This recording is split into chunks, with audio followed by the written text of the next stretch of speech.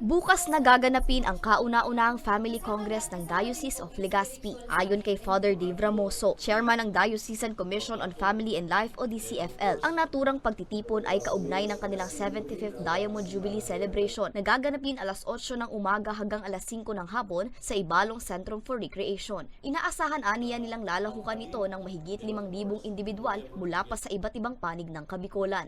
Many things that would happen na pwede nating ma-realize after nito that we can also bring home all those realizations after the Congress. Because more or less, maulit kita na nakasmile. Because we can learn so many things from this, especially as they discuss all the topics that they were asked to speak about.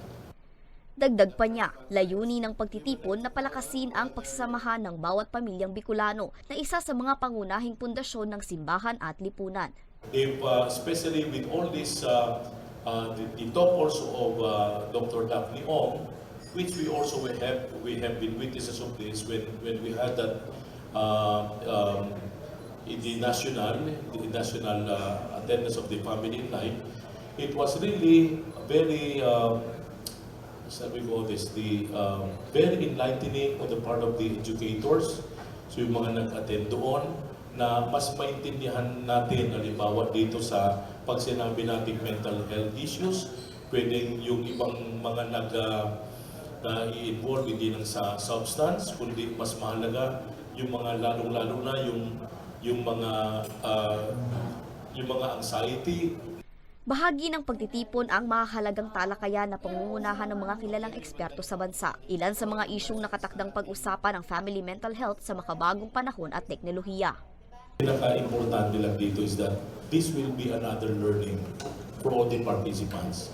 And when we say new learning, we will learn something about on how to approach the real situation now.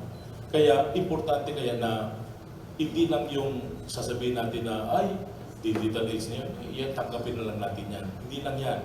Because it is so important that we also try to consider on how the parents themselves would understand all these people na pag naghahawak ng cellphone, hindi pwedeng sabihin natin na disturbance yan. Hindi pwede. Kaya dapat may panibagong pagtingin na pag sinabi nating naghahawak sila ng cellphone, this could also be used for education, baka kailangan may mga research sila. So that more and more people would understand na kung ganito pala ang situation, ganito rin pala kami dapat mag-adjust sa mga Gen Z.